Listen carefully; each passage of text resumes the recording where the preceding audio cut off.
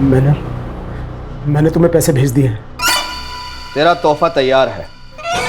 तोहफा? कैसा तोहफा? एक ब्रीफकेस जिसमें भर दिया है मैंने तेरी सारी परेशानियों का हल।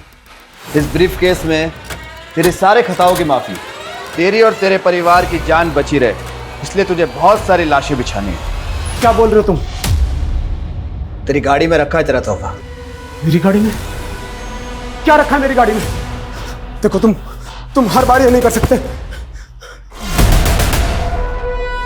देखो मेरी हिम्मत जवाब दे चुके हैं, तुम बार बार मेरे साथ ये नहीं कर सकते। मैं पता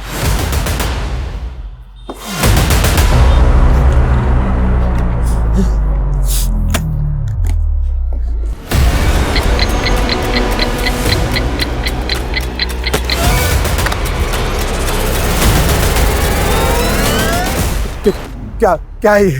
तुम्हारा तोहफा। इस ब्रीफकेस के 2 लॉक हैं। इस लॉक को दोनों को एक साथ खोलते ही तुम्हारा टाइमर चालू हो जाएगा, जो कि 2 मिनट का है। 120 सेकंड। 120 सेकंड बाद टिक टिक टिक। और अगर तुमने इस बॉम्ब को यानी कि इस ब्रीफकेस को 2 मिनट के अंदर बंद कर दिया तो टाइमर भी बंद हो जाएगा। देखो तुम पहले तुम मेरी बात सुनो। जल्दी से जाकर इस ब्रीफकेस को किसी भीड़-भाड़ वाले इलाके में रख दो, वरना देखो तुमने अब तक जो कुछ भी काम मैंने किया है, लेकिन प्लीज मैं ये नहीं कर पाऊंगा, बिल्कुल नहीं। नहीं करेगा तो तेरी खूबसूरत बीवी और कमसिन बेटी का क्या हाल होगा? 5 घंटे, सिर्फ 5 घंटे हैं तेरे पास। अगर 5 बजे तक धमाके की खबर नहीं मिली तो वरना। Hello hello hello.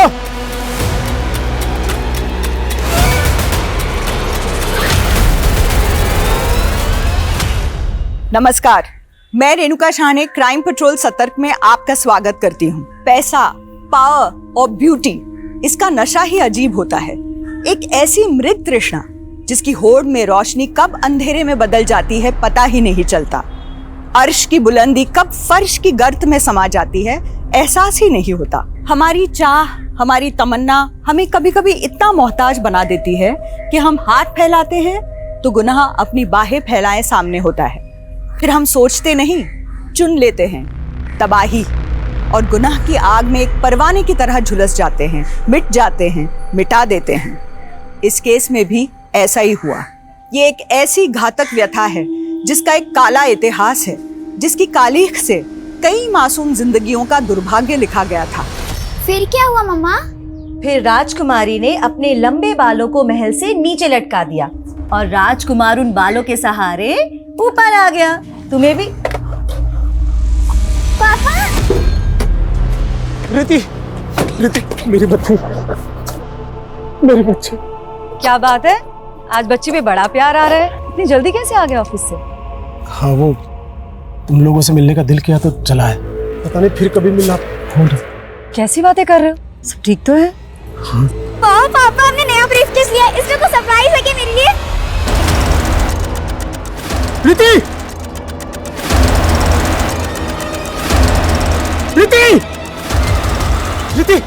छोड़ो उसे! समझ में नहीं आता है क्या? ऐसे बिना पूछे नहीं उठाते। इतना गुस्सा क्यों कर रहे हो? बच्ची ने ब्रीफकेस उठा लिया तो ऐसे बात करोगे उससे? सॉरी बेटा, सॉरी। अच्छा, आप घर पे ही हैं?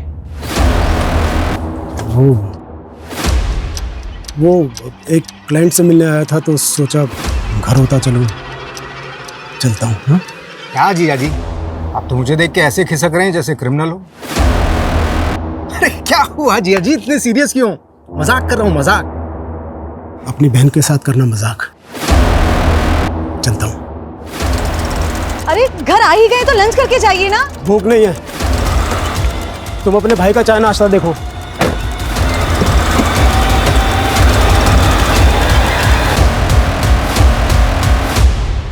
ये लीजिए आपकी चाय। साहब, आपकी गरम चाय।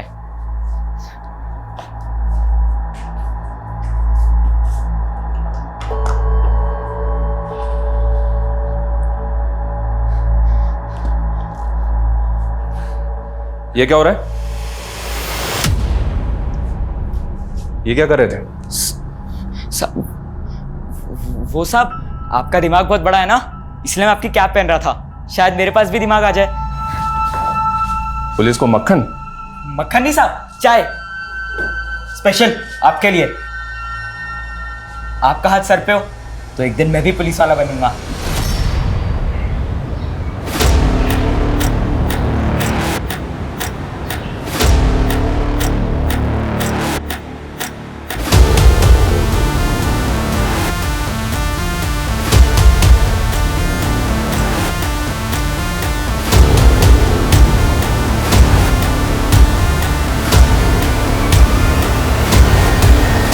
इस ब्रीफकेस के दो लॉक हैं। इस लॉक को दोनों को एक साथ खोलते ही तुम्हारा टाइमर चालू हो जाएगा।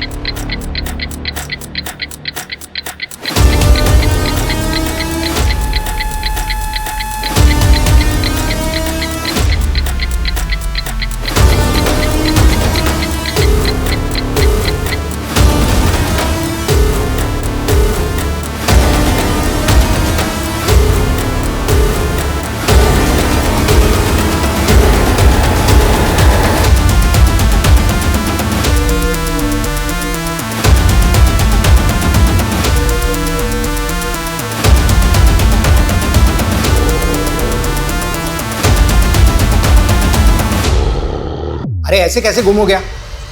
जल्दी ढूंढ उसे। हाँ, और अपडेट दे मुझे। कुछ तो चल रहा है जतिन के मन में जो वो बता नहीं रहे। ऑफिस से जल्दी घर भी आए और शक्ल दिखा के चले गए। अरे कहीं ऐसा तो नहीं कि तुम पे शक कर रहा हो कि बीवी पीछे क्या करती है? जस्ट जोकिंग, टेंशन वाली कोई बात नहीं है, सब ठीक हो जाएगा। Hope so. वो क्या है ना साहब, इस साल बारिश ठीक से हो भी नहीं पाई। वो बोलते हैं ना ग्लोबल वार्मिंग बढ़ रहा है साहब, बहुत गर्मी है साहब। बस इधर ही रोको, मुझे यहीं उतरना। कितने पैसे हुए? 100 रुपये साहब।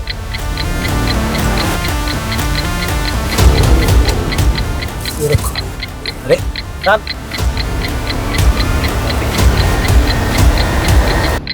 अरे साहब आपका ब्रीफकेस।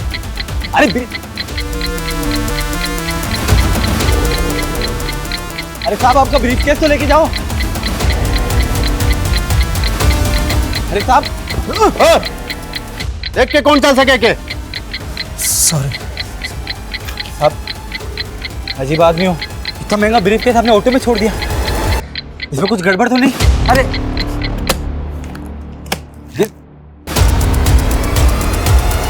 अजीब आदमी।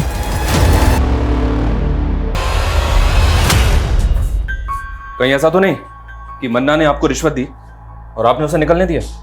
ये आप क्या बोल रहे हैं सर? मेरे पास तो सिर्फ डंडा था, मन्ना तमंचा रखता है साहब, वो मुझे शूट भी कर सकता था। मैं तो बहुत डर गया था साहब। बस यही तो प्रॉब्लम है यादव जी, आप जैसे कई पुलिस वाले इस मन्ना जैसे गुंडों से डरते हैं या फिर पैसा लेके उसको जाने का रास्ता देते हैं। हम पुलिस इधर वहां खड़े खड़े हमारी बातें सुन रहे हैं? हाँ, चाय दे और निकल यहां से।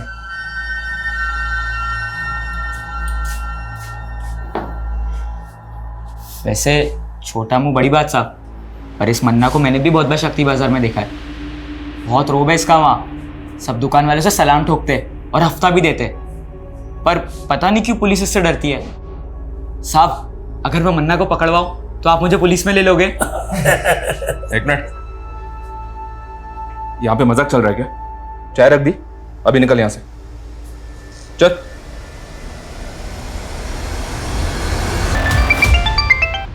क्या रे, ये धमाके की ब्रेकिंग न्यूज की खबर दिखी नहीं मुझे अभी तक। मैं बेकसूर लोगों को नहीं मार सकता। मैं क्या मैं कलानगर थाने के सामने खड़ा है तो बड़ा चौड़ा हो रहा है तू।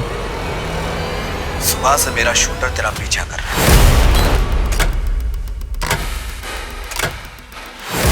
अगर एक कदम और तूने आगे बढ़ाया तो तुझे गोली मार देगा, और तेरे मरने के बाद तेरी बीवी मेरी रखेल और बेटी धंधे वाली।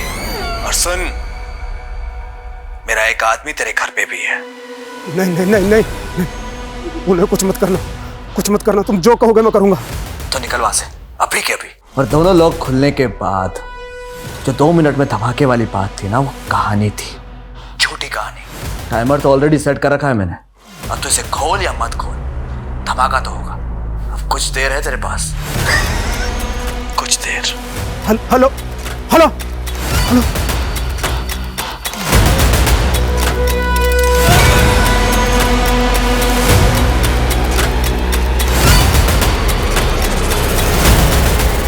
ए, रुक। कहाँ भाग रहा है सामान रख के? क्या इसमें? कुछ नहीं है। अरे रुक, चल बता मेरे को क्या इसमें। सर सर सर इसके पास मत जाइए, सर इसके पास मत जाइए। खोल इसको। सर इसमें बॉम्ब है।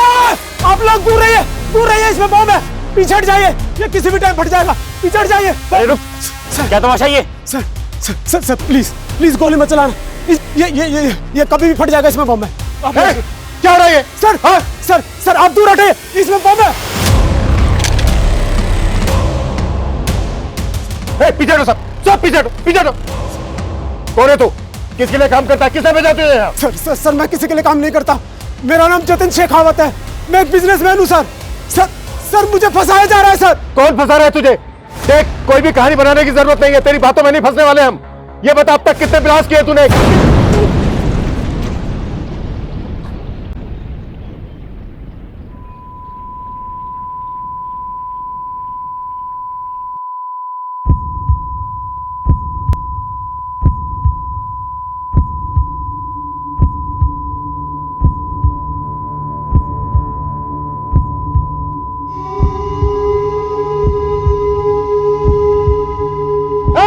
चल जाए।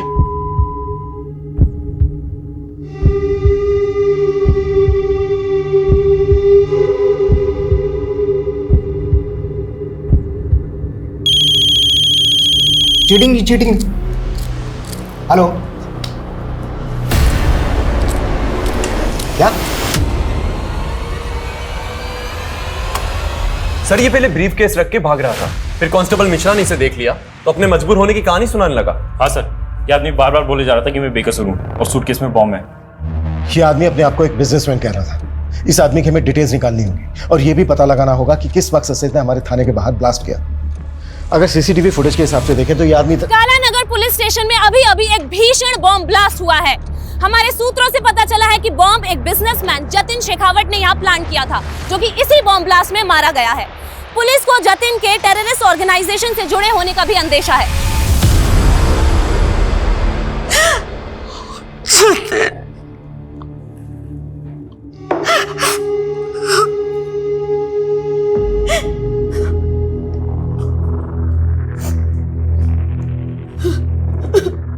किस टेरर ग्रुप के लिए काम करता था तुम्हारा पति? सर क्या बोल रहे हैं आप? मेरे जीजाजी एक रेप्यूटेड बिजनेसमैन थे। जरूर उनको किसी ने फंसाने की कोशिश की। बॉम्ब लेकर आया था वह यहाँ। देखो, हमसे कुछ भी छुपाया ना तो। सर मैं खुद एक पुलिस वाला हूँ, यकीन मानिए हम कुछ नहीं छुपा रहे हैं। तो यहाँ बॉम्ब लेकर क्यों आया था? बस इसे बदनाम मत कीजिए मेरे पति को। वो तो पहले से ही बहुत परेशान लग रहे थे। ब्रीफकेस वो उस वक्त उनके पास था। कुछ तभी लगा था कि कुछ तो है जो वो हमें बता नहीं पा रहे। तो वो एक्सप्लोसिव घर से लेकर आया था? नहीं सर, वो तो तब ऑफिस से आए थे, लेकिन मैं। ऑफिस हो या घर, सब चेक होगा। और अगर हमें बाद में पता चला ना कि तुम अपने पति और तुम अपने जीजा को बचाने की कोशिश कर रहे हो तो तुम दोनों को भी बख्शा नहीं जाएगा।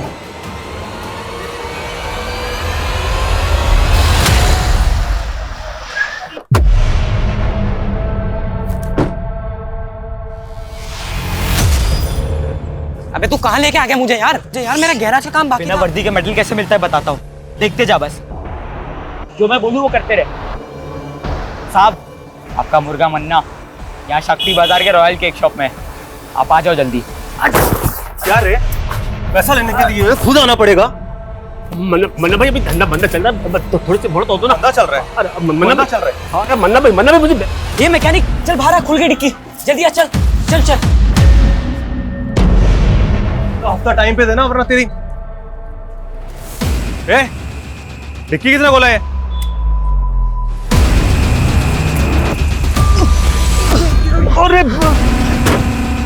अरे डर मत, इधर आजा, शेर पिंजरे में बंद है।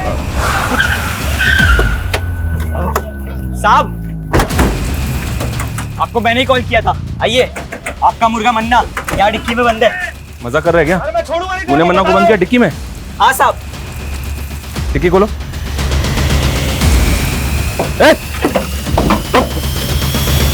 साले, कितने तेरे को तो मैं देख लूंगा। गाड़ी में डालो इसे। चुपचाप बैठ।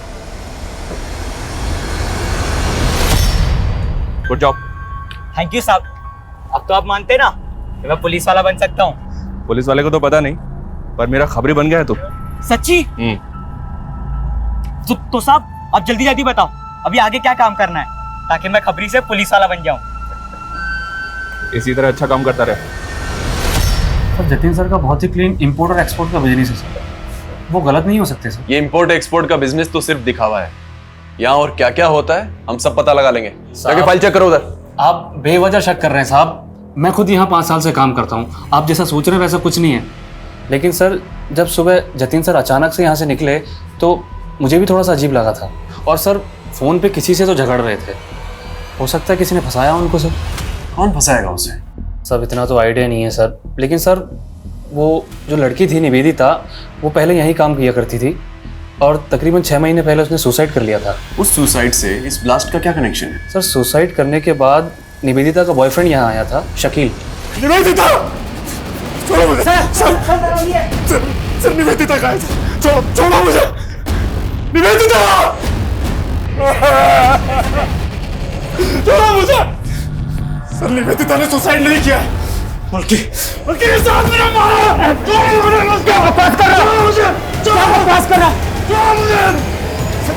पकड़ा है।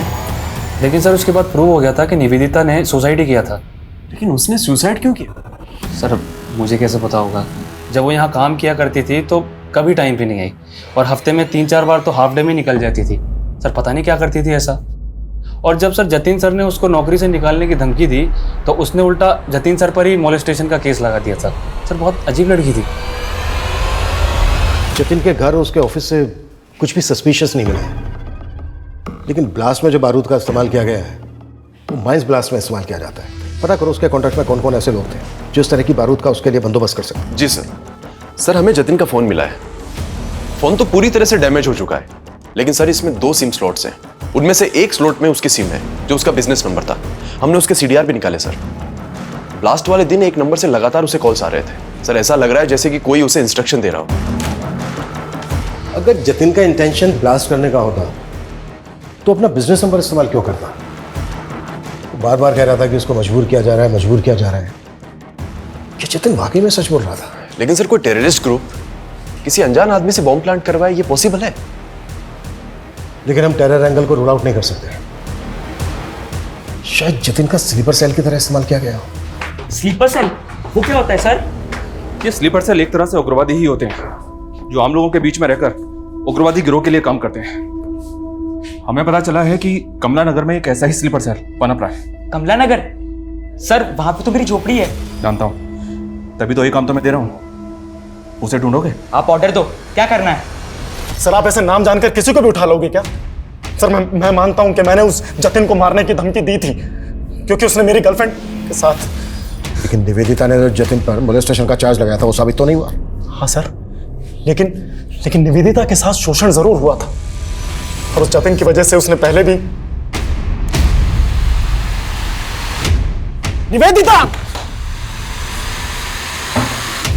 क्या कर रही हो तुम?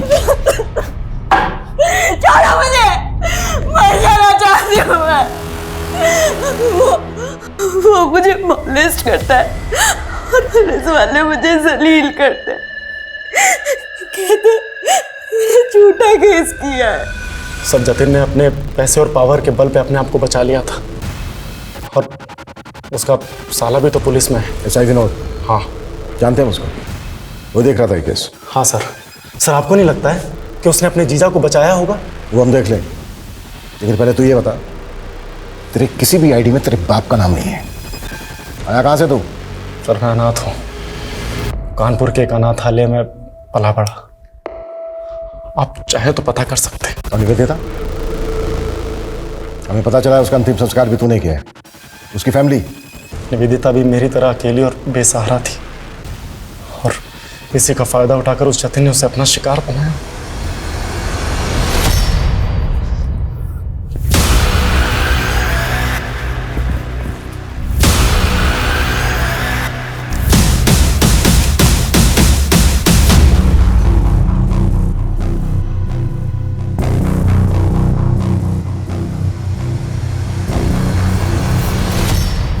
भगवान के नाम पे कुछ दे दे बाबा, 2 दिन से कुछ नहीं खाया। क्या चचा, इतने हट्टे खट्टे होके भी भीख मांग रहे हो? बेटा पैर में बहुत दर्द रहता है और ज्यादा देर तक खड़ा भी नहीं रह जाता। अच्छा, तो दौड़ाए आपको? ए रुक, ए चोर चोर, पकड़ो पकड़ो पकड़ो। ए रुक।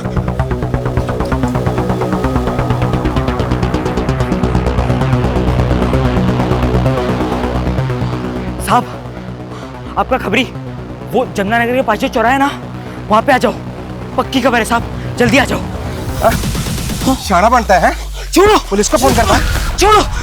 ए रुक, रुक।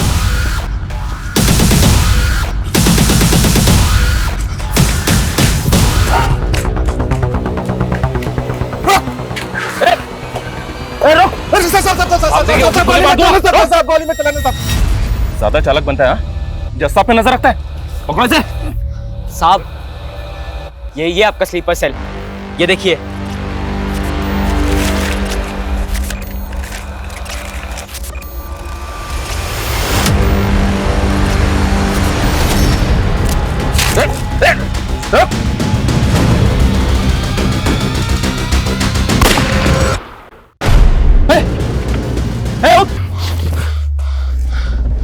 इसको मरना नहीं चाहिए था, इससे पता करना था कि ये किसके लिए काम करता था।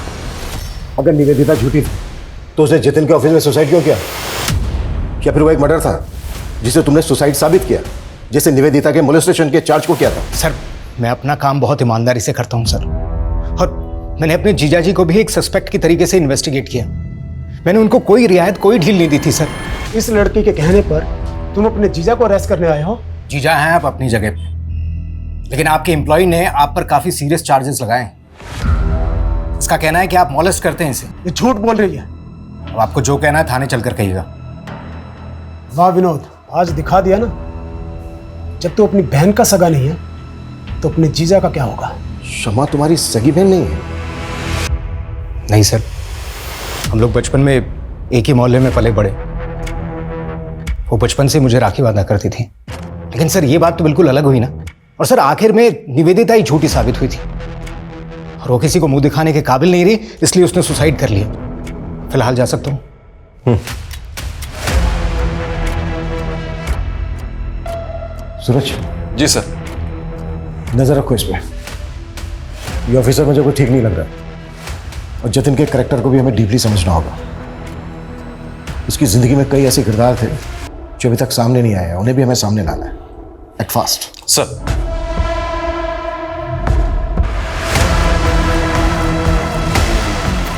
सुबह सुबह क्या मुंह लटका के बैठे हुए हैं आप, और दाढ़ी भी नहीं बनाई अभी तक।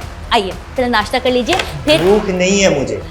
बिना खाए कहाँ जा रहे हैं आप? जानू में जा रहा हूँ। सुनिए तो।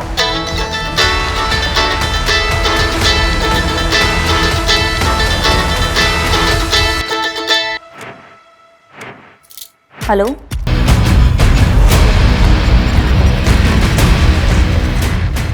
सर, मैंने जतिन का बैंक अकाउंट चेक किया तो एक बात बड़ी अजीब लगी। एक लंबे समय से जतिन अपनी कंपनी का पैसा इस तरह के कई अकाउंट्स में भेज रहा है जो उसकी कंपनी से बिल्कुल भी कनेक्टेड नहीं है। हालांकि सारे ट्रांजैक्शन छोटे छोटे थे, लेकिन ओवर द टाइम ये अमाउंट बड़ा बन चुका था सर। और पहला ट्रांजैक्शन तब हुआ था जब जतिन पे मोलेस्टेशन के चार्जेस लगे हुए थे। किसका अकाउंट है? किसी शीतल देवी के नाम से अकाउंट है। उम्र लगभग 75 साल। 75 साल? हो सकता है इन बूढ़ी औरत के नाम से एक फेक अकाउंट खोला गया जिसमें जमा किया गया पैसा गलत एक्टिविटी में इस्तेमाल होता। सूरज, एक काम करो, शीतल देवी के अकाउंट की डिटेल्स निकालो। सर, निवेदिता और उसके बॉयफ्रेंड के बारे में एक इंपॉर्टेंट बात पता चली है। क्या? सर, ये दोनों 9 महीने पहले जबलपुर में थे, और जबलपुर में निवेदिता पर कई लोगों को पिरामिड स्कीम में फंसा के पैसे गबन करने का इल्जाम है। तो क्या निवेदिता ने जतिन पर मोलेस्टेशन का झूठा चार्ज लगाया था? अगर ऐसा है तो निवेदिता के सुसाइड करने की असली वजह क्या होगी? अभी भी वक्त है, बोलते सच। सर बताता हूँ सर, मेरा इस पिरामिड स्कीम से कोई लेना देना नहीं है सर। मैं तो बल्कि सर निवेदिता का भी इससे कोई लेना देना नहीं था। उसे तो लगता था कि वो एक फाइनेंस कंपनी में काम कर रही है, और जब एक दिन वो अपने ऑफिस गई और वहाँ पर उसने ताला और अपने इर्द गिर्द गुस्साए लोगों को देखा तो सर उसे कुछ समझ नहीं आया, वो डर गई थी। जब तक उसे सब चीज़ समझ में आई तब तक बहुत देर हो गई थी सर। मौका दिया था मैंने तुझे सच बोलने का। सर मैंने सच बोला है सर। जब तक ये सच ना बोले ना तो साले। अनंत, तुमने मुझे डरा दिया था। यहाँ के सोरे खाना भी नहीं खाया तुमने। तुम्हारा ही इंतजार कर रहा था। बहुत लेट कर दिया आज। वो आज काम थोड़ा ज़्यादा था, आई एम सॉरी। सब मेरी ही गलती है। अगर मैंने उन चीटर्स के साथ में पार्टनरशिप नहीं की होती तो शायद आज मेरा ये। अनंत, दिल छोटा मत करो, सब ठीक हो जाएगा। मैं हूं ना तुम्हारे साथ। तुम फिर से कर पाओगे, मुझे पता है। मुझे नहीं लगता कि मैं वो सब फिर से दोहरा पाऊंगा।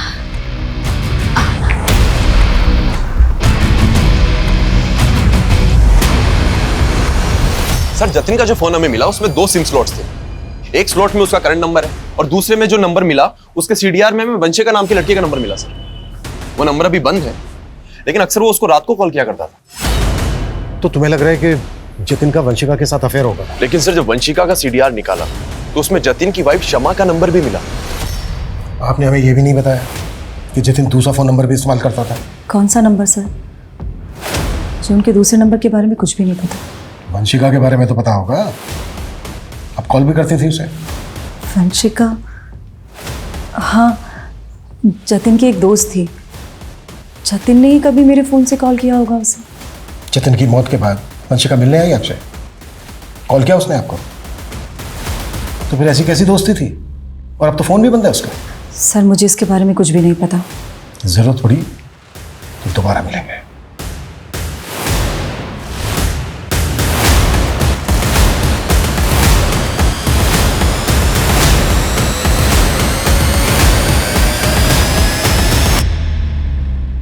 हाँ शमा, वो इंस्पेक्टर आया था, उसे वंशिका के बारे में पता चल गया। तू डर मत, कुछ नहीं होगा। सर ये वही शीतल देवी है जिनके अकाउंट में जतिन लगातार पैसे भेजता रहता था। बैंक वालों का कहना है कि इनका एड्रेस बिजनौर का है, लेकिन काफी टाइम से ये वहां नहीं रह रही। मुझे अभी भी डाउट है कि इस अकाउंट को शीतल देवी ऑपरेट कर रही है या फिर कोई और। सर मैं बाकी डिटेल्स निकलवाता हूँ। सर वंशिका आपसे खुद मिलने आई है। सर आप लोग मेरे पुराने एड्रेस पे गए थे। मेरे एक नेबर से पता चला कि आप लोग मुझे ढूंढ रहे हैं, इसलिए मैं यहाँ पे। आपने अचानक अपना घर बदल लिया, फोन नंबर भी बंद कर दिया, क्यों ऐसा? मैं वहां से जाना नहीं चाहती थी, मुझे मजबूर किया गया। किसने मजबूर किया? जतिन के साथ क्या रिश्ता था तुम्हारा? इतने कॉल्स क्यों होते थे तुम दोनों के बीच? सर मैं जतिन को लाइक करने लगी थी, लेकिन वो मेरी मजबूरी का फायदा उठाकर मेरा शोषण कर रहा था। जतिन एक बॉम्ब ब्लास्ट में इन्वॉल्व था। इस गलतफहमी में मत रहना कि तुम्हारी कोई भी कहानी चल जाएगी। नहीं सर मैं सच बोल रही हूँ। सर मैंने कुछ नहीं किया, इस बारे में मैं कुछ नहीं जानती। सर जतिन ने मेरा वीडियो बनाया और मुझे तब तक इस्तेमाल किया जब तक वो मुझसे बोर नहीं हो गया। और सर मैंने कोशिश भी की थी पुलिस में कंप्लेन करवाने की, लेकिन उसकी बीवी और साला दोनों मेरे पीछे पड़ गए थे। सर पहले मुझसे मेरा पति छीना और अब कोर्ट में उसके खिलाफ जाकर मुझसे मेरी इज्जत छीनना चाहती है। देखिए आप लोग। देख लड़की, जो कुछ हुआ उसे भूल जा। मैं खुद पुलिस हूँ, केस करने से कोई फायदा नहीं होगा। सर मैं बहुत डर गई थी, इसलिए मैंने वो जगह ही छोड़ दी और अपना नंबर बंद करके मैं दिल्ली चली गई। फिलहाल तुम जा सकती हो, जरूरत पड़ी तो फिर बुलाएंगे।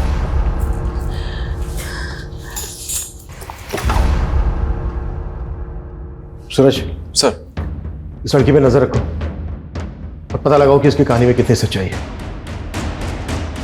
निवेदिता ने भी जतिन पर मोलेस्टेशन का चार्ज लगाया था। जतिन की कॉन्टैक्ट लिस्ट में जितनी भी लड़कियां हैं उन सबकी डिटेल निकालो। हो सकता है किसी ने रिवेंज लेने के लिए इस तरह से जतिन का बम ब्लास्ट में इस्तेमाल किया हो। एक बम धमाके की सनसनीखेज खबरें बटोरने वाला ये केस शुरुआत से ही एंटी सोशल एंगल से जोड़ा जा रहा था, लेकिन पुलिस जांच का दायरा ऐसा था मानो ये कोई सामान्य हत्या का केस हो। तो क्या पुलिस को एंटी सोशल एंगल में वाकई कुछ नहीं मिल रहा था, या पुलिस से कोई चूक हो रही थी? निवेदिता की रहस्यमय मौत, वंशिका और जतिन का रिश्ता, जतिन की पत्नी शमा और जतिन के साले विनोद की इस केस में भूमिका कई तरह से इस केस को उलझा रहे थे। ये शीतल देवी कौन थी जिसके बैंक अकाउंट में जतिन पैसे ट्रांसफर कर रहा था, और राशिका का इस केस से कोई वास्ता था?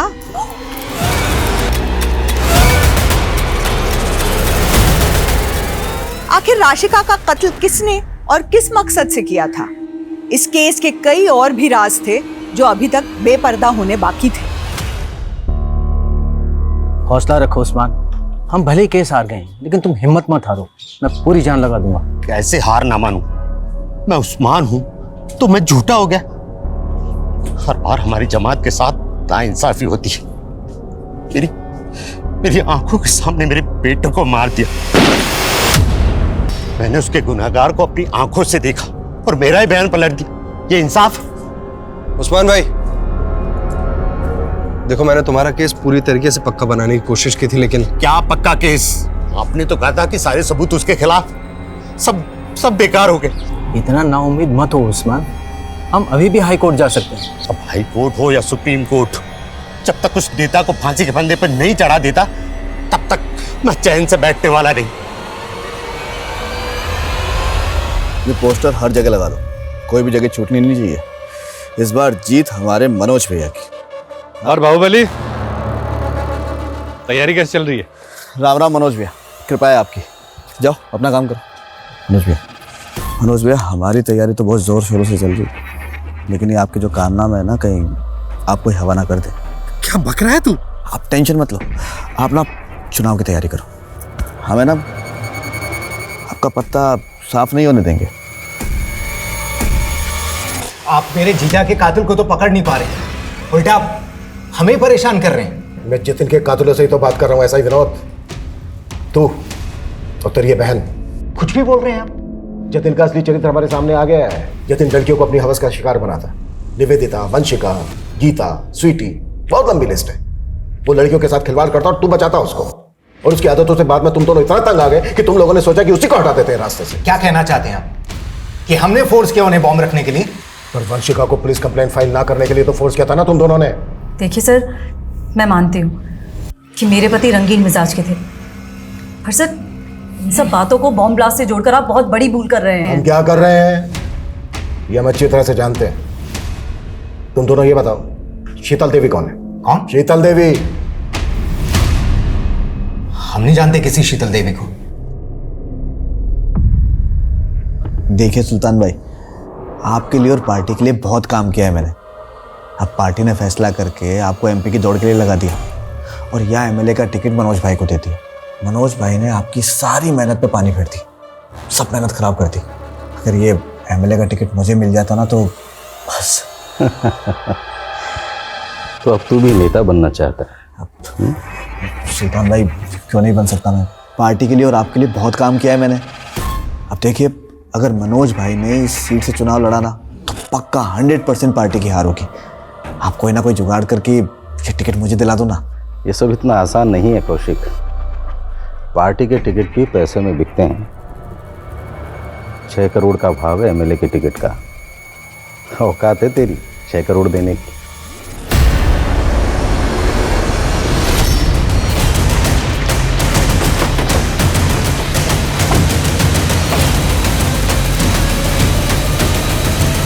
पीछे चलिए आप, पीछे चलिए। सर उस्मान का मर्डर सिर्फ इसलिए हुआ क्योंकि वो अपने बेटे आमिर के मर्डर का इंसाफ चाहता था, और आमिर का मर्डर इसलिए हुआ क्योंकि वो अपनी जमात के लिए एक राजनीतिक संगठन बना रहा था। उसका हत्यारा आने वाला चुनाव लड़ रहा है, उस्मान उसे अंदर करवाना चाहता था, और इस पूरे कांड में एक पुलिस वाला उसे घुमा रहा था। मुझे शक है कि इस पुलिस वाले की बात कर रहे हैं आप? ऐसा ही मंगल। तुम उस्मान मर्डर केस में एक फेलो ऑफिसर पे शक कर रहे हो? सर शक करने की वजह और भी बड़ी है। हो सकता है कि एसआई मंगल का जतिन के केस से भी कोई कनेक्शन हो। व्हाट? जी सर, निवेदिता का एसआई मंगल के साथ में कनेक्शन था। जब निवेदिता का साथ एसआई विनोद ने नहीं दिया तो वो एसआई मंगल के पास चली गई और उस्मान के बेटे की मौत की जांच भी एसआई मंगल ही कर रहे थे। सर एक और बात, ये राशि का है। कुछ टाइम पहले इसका रेप और मर्डर हुआ था। मर्डर के पहले ये और इसका पति एसआई मंगल के पास गए थे किसी सिद्धार्थ कनन नाम के आदमी के खिलाफ धोखाधड़ी का मामला दर्ज करवाने। लेकिन इस राशिका का इस सबसे क्या कनेक्शन है? सर इस राशिका के ऊपर एमएलए मनोज ने हनी ट्रैप का मामला भी दर्ज कराया था और सर इसके बाद राशिका का रेप और मर्डर भी हो गया था और सर इस केस की इन्वेस्टिगेशन एसआई मंगल ही कर रहा था। सर मुझे तो यह भी लगता है जतिन का मर्डर जिस टेररिस्ट ग्रुप ने किया था कहीं ना कहीं एसआई मंगल का उनसे हाथ मिला हुआ था। लेकिन सबसे पहले हमें एसआई मंगल के खिलाफ सबूत इकट्ठा करने होंगे, लेकिन ध्यान से और संभल कर। एसआई मंगल को इस बात की भनक तक नहीं लगनी चाहिए कि हम इस केस को इन्वेस्टिगेट कर रहे हैं।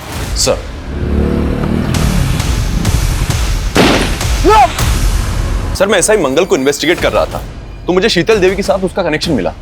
एसआई मंगल का शीतल देवी के साथ कनेक्शन? जी सर, एसआई मंगल के साथ में एक अनुज नाम का कांस्टेबल काम किया करता था।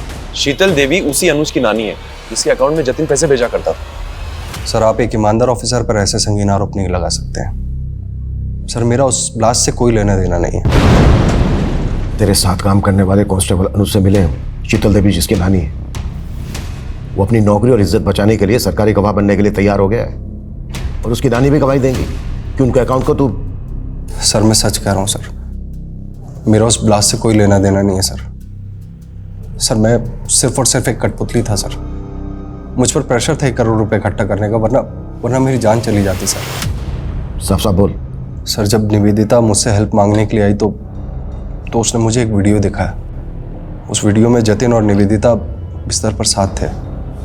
मुझे लगा कि वो वीडियो एक बहुत अच्छा साधन हो सकता है जतिन से पैसे उगाही करने का। उस बेसहारा लड़की को तूने इतना अब्यूज किया कि खुदकुशी कर ली उसने। राशिका और उस्मान को भी तू नहीं, और वो जतिन उसको भी बमब्लास्ट में तू नहीं। सर सर मैं सिर्फ और सिर्फ एक कठपुतली था सर। तो कठपुतली ये बोल, तेरी डोर किसके हाथ में है? बोल। पिताजी आप भी कैसी बातें करते हैं? आपका हुक्म मैं कैसे डाल सकता हूं? अरे आप जिसको बोलेंगे मैं उसको अंदर डाल दूंगा। लीजिए आपकी चाय आ गई। लीजिए चाय पीजिए, जाओ।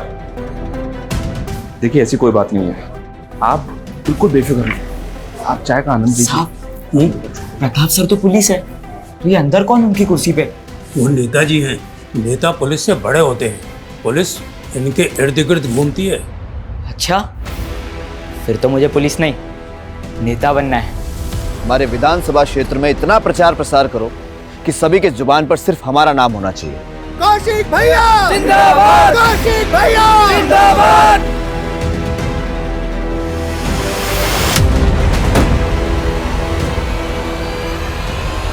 सर एसआई मंगल ने जिस कौशिक तिवारी का नाम बताया है वो बचपन में पुलिस का इन्फॉर्मर था। देखते ही देखते पॉलिटिशियन सुल्तान का दिल भी उस पर आ चुका था। उसके सर पर सुल्तान का हाथ है। एमएलए का टिकट भी उसको सुल्तान नहीं दिलवाया सर। अभी कुछ टाइम पहले उस पर अटैक हुआ था जिससे पब्लिक की सिंपैथी उसके साथ हो गई। सर उस पर हाथ डालना आसान नहीं है। जानता हूं थोड़ा मुश्किल है, लेकिन मैंने डीसीपी सर से बात की है। अगर हमारे पास उसके खिलाफ स्ट्रॉन्ग एविडेंस है तो उसका अरेस्ट वारंट हमें जरूर मिलेगा। ऐसा ही मंगल और अनुज के स्टेटमेंट पे आप लोगों को वारंट मिला है, लेकिन आप लोग मेरे खिलाफ अदालत में कुछ प्रूव नहीं कर पाएंगे। जितने दिन मुझे अंदर रखेंगे उतना ही मैं जनता के सामने पॉपुलर हो जाऊंगा और फिर मैं इसे अपने विरोधियों की साजिश साबित कर दूंगा। जैसे तूने खुद पे अटैक करवा के ये साबित कर दिया, और भी बहुत सारे सबूत है हमारे पास तेरे खिलाफ। जतिन जिन शीतल देवी के अकाउंट में पैसे ट्रांसफर करता था, उनके अकाउंट से तेरे चमचों के अकाउंट में पैसा ट्रांसफर होता था। ऐसा ही मंगल को तूने 1 करोड़ रुपए इकट्ठा करने का टारगेट दिया। राशिका, उस्मान का बेटा आमिर, जतिन जिस बम ब्लास्ट में मारा गया। हाँ, मरवाया मैंने सबको। आखिर थे क्या वो मेरे लिए? सिर्फ मोहरे। देखो मैं पहले तुम्हें बहुत पैसे ट्रांसफर कर चुका हूं, अब मेरा और निवेदिता का वीडियो डिलीट करो प्लीज। तेरा तोहफा तैयार है, एक ब्रीफकेस। इस ब्रीफकेस में तेरे सारे खताओं की माफी है। जतिन से बहुत सारा पैसा वसूलने के बाद मैंने उसका इस्तेमाल करके पॉलिटिशियन मनोज के इलाके में बम धमाका करके उसकी छवि बिगाड़ने का पूरा बंदोबस्त कर लिया था। नेता के जाने के बाद बाहुबली को टिकट मिलता है और मुझे इस टिकट की कीमत अदा करने के लिए 6 करोड़ रुपए की रकम अदा करनी थी। तो मैंने उसी वक्त से अपने सारे जानने वाले पुलिस वाले और गुंडों को जुगाड़ में लगा दिया। उस्मान और उसके बेटे आमिर को भी पॉलिटिक्स में आना था। उस्मान का बेटा अपनी जमात इकट्ठी कर रहा था, लेकिन मनोज नहीं चाहता था कि उसके इलाके में कोई भी संगठन बने जिससे उसका वोट कम हो। लेकिन मनोज को तब तक यह भी नहीं पता था कि जो मैं सब कुछ कर रहा हूं ना, वो उसके लिए नहीं, मेरे लिए कर रहा था। अबे अंधा है क्या? बेटा नहीं तुझे बेटा दे बेटा साले बेटा चल चल बेटा यहाँ से चल। और फिर उसका बाप अपने बेटे को इंसाफ दिलाने के लिए कोर्ट चला गया और इधर पीएसआई मंगल मेरे इशारे पर सबूतों को कमजोर करता रहा और फिर एक दिन केस हार गया। और जब उसने हाई कोर्ट जाने का सोचा तो क्या करता, खत्म तो करना ही था, कर दिया। राशिका को क्यों मारा? राशिका का पति कर्जे में डूब गया था। वो मंगल के पास मदद मांगने के लिए आई थी और मुझे मनोज और अपने विद्रोही नेताओं की छवि बिगाड़ने के लिए एक औरत की जरूरत थी। मदद मांगने आई थी मैं आपसे मंगल जी के कहने पे, और आप कह रहे मुझे दूसरों के साथ सोना होगा? हाँ, सोना होगा। इस सीट पर खड़े होने वाले सारे नेताओं के राज मुझे लाकर देने होंगे। मैं अपने खिलाफ कोई भी कमजोर कड़ी जिंदा नहीं छोड़ना चाहता था, इसलिए राशिका को भी मार दिया। टीनेजर कौशिक में जो जज्बा था, वो जज्बा उस उम्र में होना काबिले तारीफ है, लेकिन बड़े सपनों की राह में गुमराह अंधेरों के पड़ाव भी मिलते हैं। वहां जब कोई हाथ पकड़ के सुधारने वाला नहीं होता तो लोग अक्सर जुगनुओं की चमक को भी कामयाबी का सूरज समझ बैठते हैं। और वो सुबह कभी नहीं आती जिसकी चाह में लोग अपना सब कुछ खो चुके होते हैं, और जब आंखें खुलती हैं तो एहसास होता है कि जिस सपने को हमने पल पल जिया था, वो सपना एक गुल्लक की तरह टूट गया, और जिसे हम छोटी छोटी खुशियों के सिक्के समझ के जोड़ रहे थे, असल में वो हमारे गुनाहों का सरमाया था, जिसका कर्ज उतारने के लिए ताउम्र पल पल सलाखों के पीछे काटना होगा। इसी के साथ अब मैं रेणुका शाह आपसे विदा लेती हूँ। हम फिर मिलेंगे ऐसी एक कहानी के साथ जो रखेगी आपको सतर्क और जिंदगी को सुरक्षित। तब तक अपना और अपने परिवार का ख्याल रखिए और देखते रहिए क्राइम पेट्रोल सतर्क। जय हिंद।